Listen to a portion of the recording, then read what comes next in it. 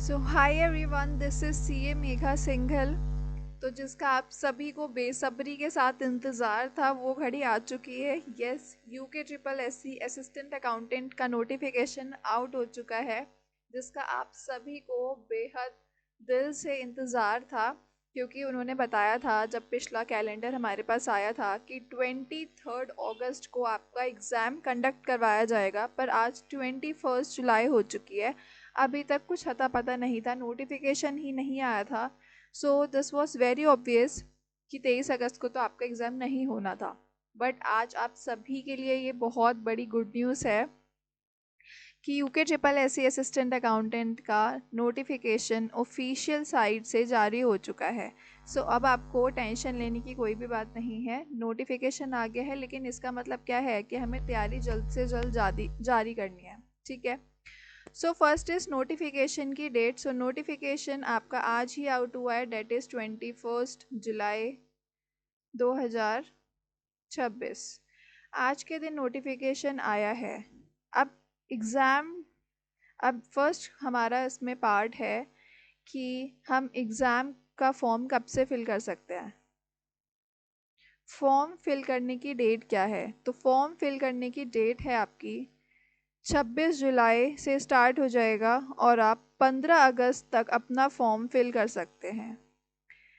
26 जुलाई से लेकर 15 अगस्त तक आप अपने फॉर्म्स फिल कर सकते हैं। नेक्स्ट इज़, अगर आपके फॉर्म में कुछ गलती हो जाती है और आपको करेक्शन करना है उसमें, तो करेक्शन करने का कब से कब तक टाइम रहेगा, तो उसका भी इन्होंने आपको टाइम दे रखा है 18 अगस्त से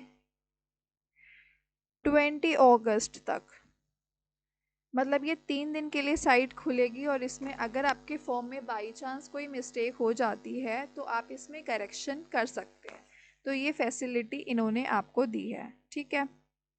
नेक्स्ट इज़ वेरी इंपॉर्टेंट कि आपकी एग्ज़ाम डेट कब की है, जिसका मुझे था इंतज़ार। सो एग्ज़ाम डेट, मुझे ऐसा लगता है बच्चों के क्वेश्चंस की बाहर आ चुकी थी। मैं टेलीग्राम चैनल पर जाती थी, वहाँ पे भी मैम एग्ज़ाम कब होगा, उसी दिन होगा या क्या होगा। बट मुझे एक चीज़ बहुत एक पिंच करी कि एग्ज़ाम की डेट नहीं आ रही थी, इस उससे बच्चों ने बहुत ढील छोड़ दी, पढ़ाई में बहुत लापरवाही करी। आई थिंक वो वर्थ इट नहीं था। जब उनका कैलेंडर आ चुका था तो एग्ज़ाम ऑब्वियस सी बात है कंडक्ट तो हो गई, तो आपको अपनी तैयारी जारी रखनी थी। अगर आपकी तैयारी पूरी भी हो गई थी तो आप और अच्छे से तैयारी करते कि हमें तो थोड़ा और एक्स्ट्रा टाइम मिल गया ना। बट नहीं, कुछ बच्चे ऐसे थे, कुछ ने तो तैयारी जारी रखी पर कुछ ने बिल्कुल ही छोड़ दिया। So that was wrong. But ठीक है, अभी भी आपके पास टाइम है। सो आपकी एग्ज़ाम की डेट है 12 अक्टूबर 2026। यस, तो 12 अक्टूबर को आपका एग्ज़ाम होगा कंडक्ट। अब हम देखते हैं कि हमारे पास अप्रॉक्सली कितने डेज़ हैं। सो आप खुद ही काउंट कर लेंगे। आज 21 जुलाई है और आपका 12 अक्टूबर को एग्ज़ाम होगा। दैट मीन्स अगस्त सितंबर आपके पास पूरा मिला, उधर अक्टूबर के 12 दिन और इधर 7-8 दिन या 10 दिन मान लो इसके हो गए जुलाई के। तो अप्रॉक्सली 2.5 मंथ्स, 2.5 मंथ्स आपके पास हैं। And I think this is plenty of time अगर आप फुल्ली डिवोट होके करें। मैंने जब अपनी लास्ट वीडियो बनाई थी, जब पहले इनका कैलेंडर आउट हुआ था, तो भी मैंने बोला था तब 3 महीने थे अप्रॉक्सली, वो भी इनफ थे। और अब तो सोचो उनमें से भी कितना टाइम, 1-2 महीने आपको मिल चुका है, तो आपने कुछ तो पढ़ाई करी होगी। ऐसा तो नहीं है आप बिल्कुल ही ब्लैंक होंगे। उसके बाद 2.5 महीने और हैं, तो ये बहुत सफिशिएंट टाइम है एग्ज़ाम की प्रिपरेशन करने का। ठीक है। अब नेक्स्ट देखते हैं। नेक्स्ट इज़ आप क्वालिफ़िकेशन की हम हर बार बात करते हैं। सो क्वालिफ़िकेशन में देखो, मैंने पूरा एग्ज़ाम फॉर्म ऑलरेडी रीड कर लिया है, तो आपको वो उस पर गो थ्रू करने की ज़रूरत नहीं है। तो कई जगह पे ऐसा दिख रहा था कि सिर्फ़ और सिर्फ बीकॉम वाले बच्चे ही कर सकते हैं, बीबीए वाले नहीं कर सकते, जबकि पहले ऐसा होता था कि बीबीए भी इंक्लूड था। बट बहुत सारी वैकेंसीज आई हैं, कुछ के लिए सिर्फ बीकॉम है, पर मोस्ट के लिए बीकॉम प्लस बीबीए दोनों है। अगर आपने बीकॉम करा है तो भी आप एलिजिबल हैं, प्लस अगर आपने बीबीए करा है तो भी आप एलिजिबल हैं। बस एक और क्वालिफिकेशन बढ़ा दी है, विच इज़ कंपलसरी कि आपको करनी ही करनी है, आपके पास एक सर्टिफिकेट होना चाहिए, सर्टिफिकेट कंप्यूटर कोर्स का, कि आपने कहीं से भी कंप्यूटर कोर्स वगैरह करा है तो उसका आपके पास एक सर्टिफिकेट होना मैंडेटरी है। बाकी जो टाइपिंग टेस्ट रहता है आपका, टाइपिंग स्पीड, वो रहती है आपकी 4000 वर्ड्स की, तो वो है ही, वो तो आपका क्वालिफिकेशन टेस्ट होता है। जब आप पहले ये क्वालिफाई कर लेंगे उसके बाद वो टेस्ट कंडक्ट करवाया जाएगा, वो सेम है। बस जो चेंज आया है वो इसी में आया है। किस में आया है?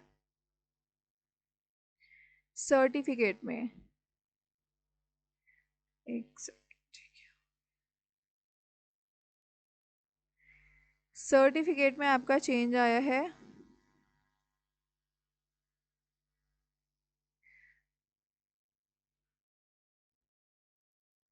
कि ये करना आपके लिए अब मैंडेटरी है। ठीक है, सो ये तो हो गई आपकी क्वालिफिकेशन की बात। और हाँ, एक और चीज़ बहुत ही महत्वपूर्ण, दैट इज़ जो आपकी एज का क्राइटेरिया रहता है।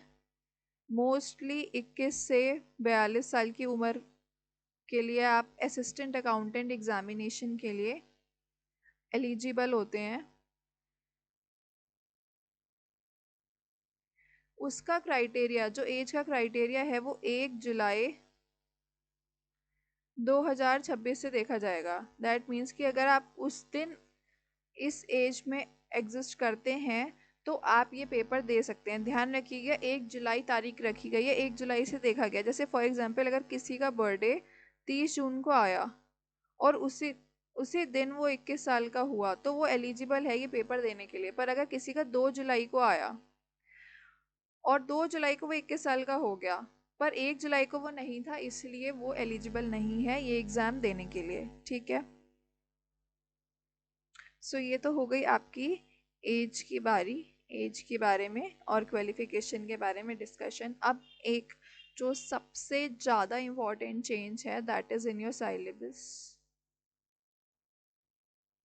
सिलेबस, दैट इज़, इसको इम्पोर्टेंट मार्क करो क्योंकि सिलेबस में चेंजेस आए हैं। There are changes in your syllabus. इन्होंने क्या करा है, सबसे पहले तो एक नई यूनिट ऐड कर दिया है, वन मोर यूनिट एडेड। जैसे कि आप सब लोग जानते हैं कि पहले सिर्फ और सिर्फ 6 यूनिट्स होती थी, जिसका हम ऑलरेडी अपनी वीडियोस में डिस्कशन कर चुके हैं। पर अब एक और यूनिट आ गई है जिसका नाम है auditing, taxation, auditing, taxation and business loss.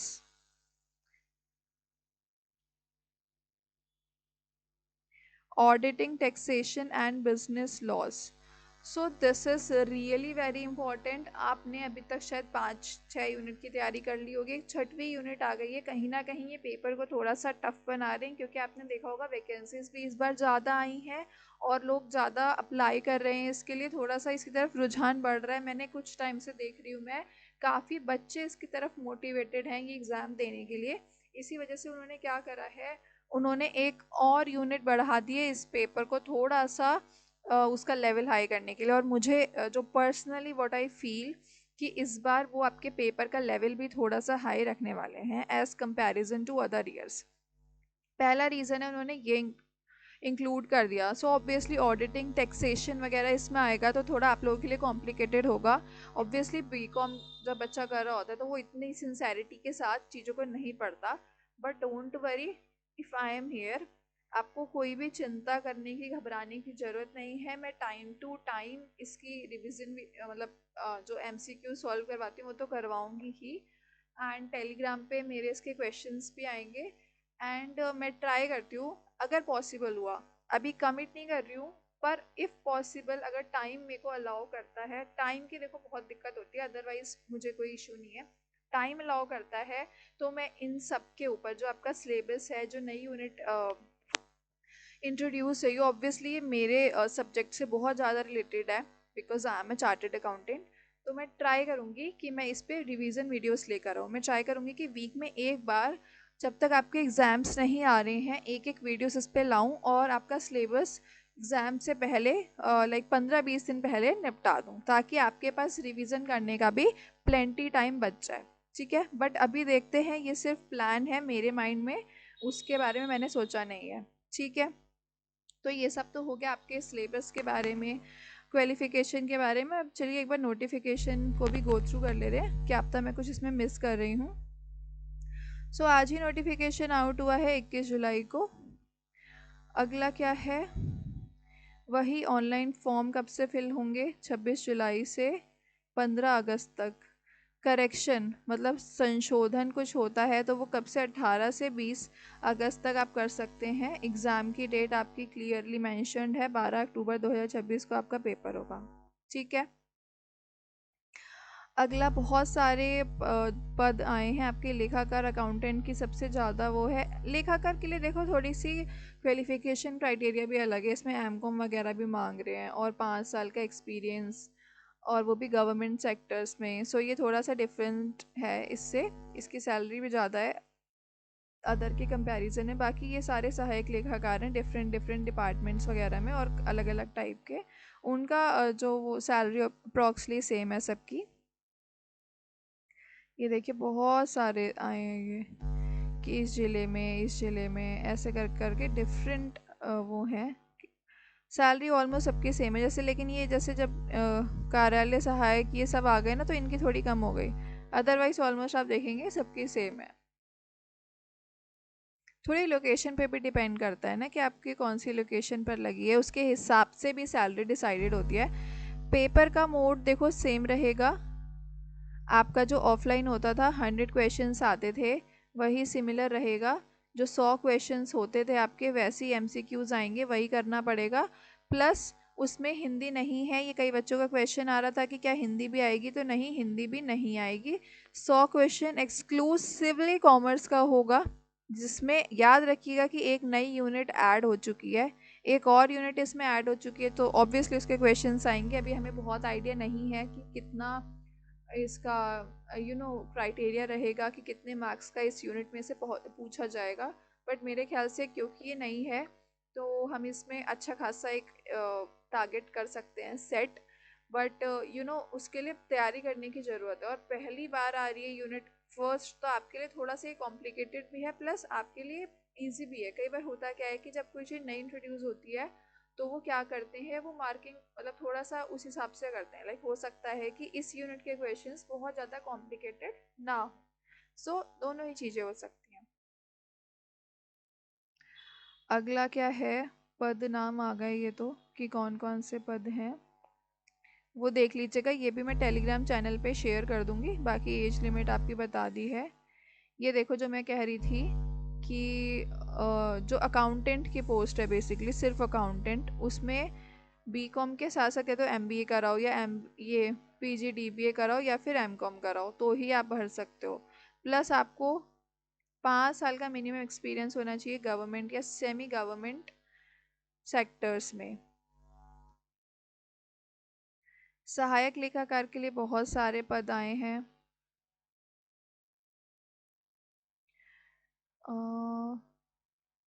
Salary भी ऑलमोस्ट सबकी इसी अराउंड रहेगी, ये सब हम ऑलरेडी डिस्कस कर चुके हैं।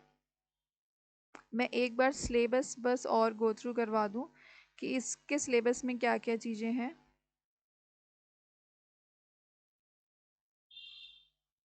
ये सारे लेखाकार के ही आ रही हैं अभी तक तो।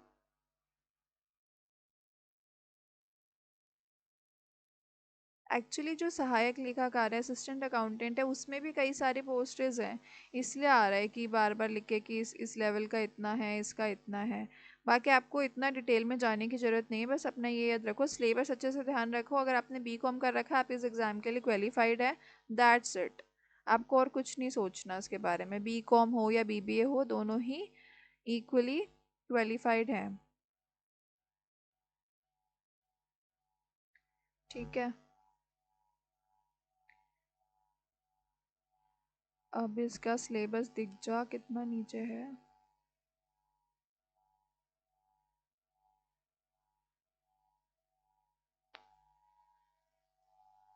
फॉर्म भरने का तरीका सेम ही रहेगा। ये आपका फॉर्म की फ़ीस आ गई। अनरिजर्व्ड मतलब जनरल कैटेगरी के लिए और ओबीसी के लिए 300 है। बाकी reserved categories SC, ST and EWS वालों के लिए इट इज़ 150, डायरेक्ट हाफ है। प्लस मैं एक चीज़ और कह रही थी, आपके पास उत्तराखंड डोमिसाइल होनी बहुत ज़रूरी है। डोमिसाइल उत्तराखंड की होनी चाहिए, तभी आप इस एग्ज़ाम के लिए एलिजिबल हैं, अदरवाइज नहीं। दिव्यांग अभ्यर्थी 150 है। ऑर्फन 0, अगर ऑर्फन है तो फीस ही नहीं है।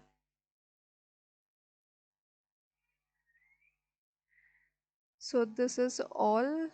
एक बार सिलेबस और दिख जाए, हम थोड़ा सा गो थ्रू कर लेंगे उसके बारे में भी।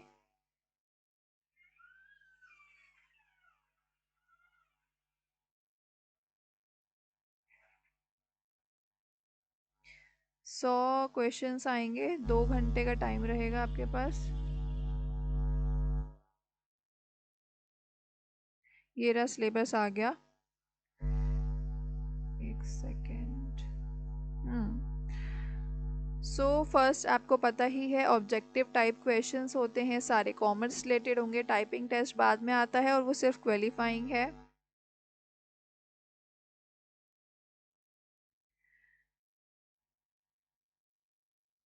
ये आपका पूरा हिंदी में दे रखा है सिलेबस। इसके नीचे आप देखेंगे तो आपको इंग्लिश में भी मिल जाएगा। जिसको हिंदी में देखना हो हिंदी में, इंग्लिश में देख लो।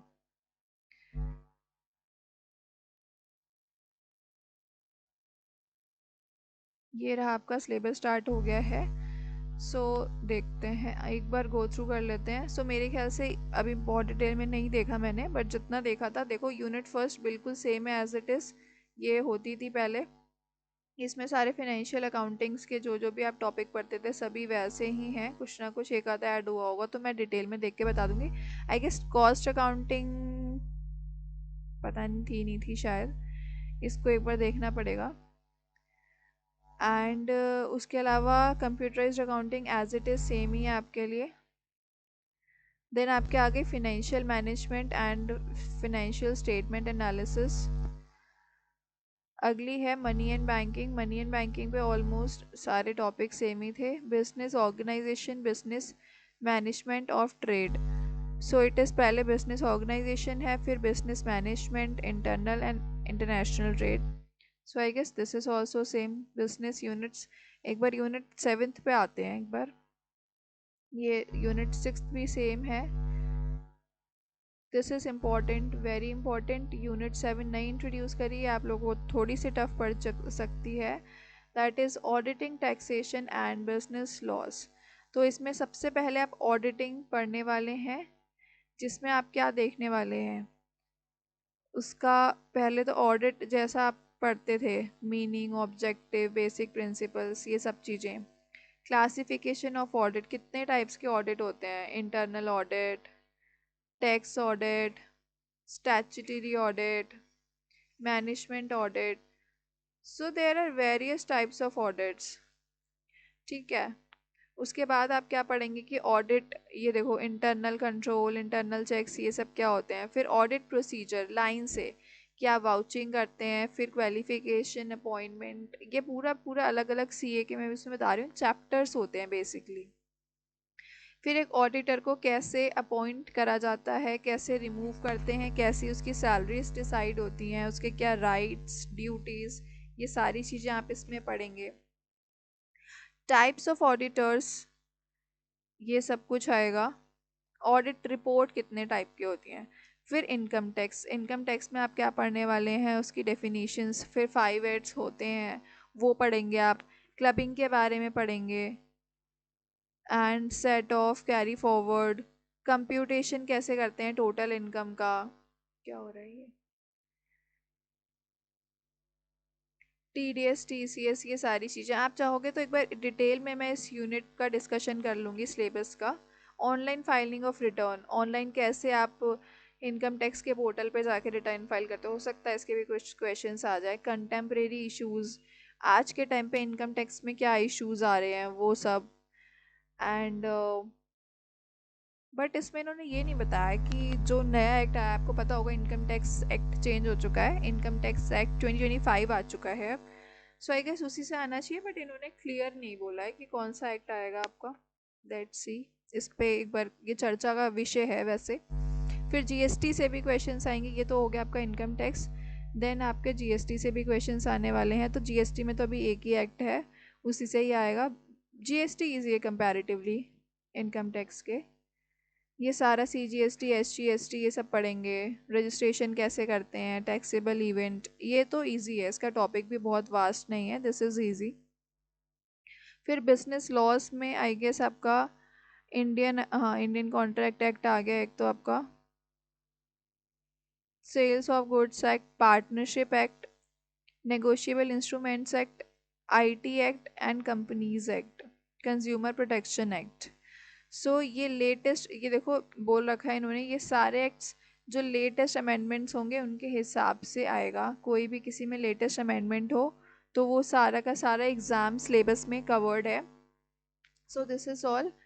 मैं एक बार देख लूँगी, अगर आप लोगों को ऐसा लगता है तो इस पर एक बार डिटेल डिस्कशन कर लेंगे कि यूनिट 7th का क्या क्या नया सिलेबस आया है, कैसे कैसे कहाँ से हमें इसकी तैयारी करनी है, क्या हमारा इसके लिए स्टडी मैट रहेगा, कैसे कैसे हम इसको अच्छे से पढ़ सकते हैं विद इन जितना आपका टाइम है उसमें कैसे कवर करें।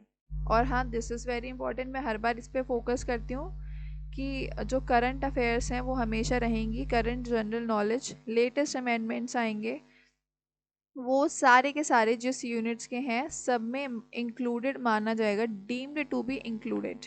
ठीक है, so this is all I guess, यही है आपका पूरा नोटिफिकेशन। तो बस इन शॉर्ट बात ये है, सबसे मेन इसका क्रक्स यही है कि 12 अक्टूबर को, 12 है ना तारीख, हाँ 12 को आपका एग्ज़ाम है, आज 21 जुलाई हो चुकी है, तो बस पढ़ने बैठ जाओ, दैट्स इट। एक यूनिट नहीं आई है उस पर अच्छे से फोकस करना है, पहले उसको तैयारी करना है, और साथ ही साथ जो यूनिट्स पढ़ चुके हो उसका रिवीजन जारी रखना है। मैं अपने यूट्यूब चैनल पे ला रही हूँ, बहुत सारी वीडियोस ला रही हूँ, लगातार ला रही हूँ, एमसीक्यूज़ की सॉल्व करवा रही हूँ।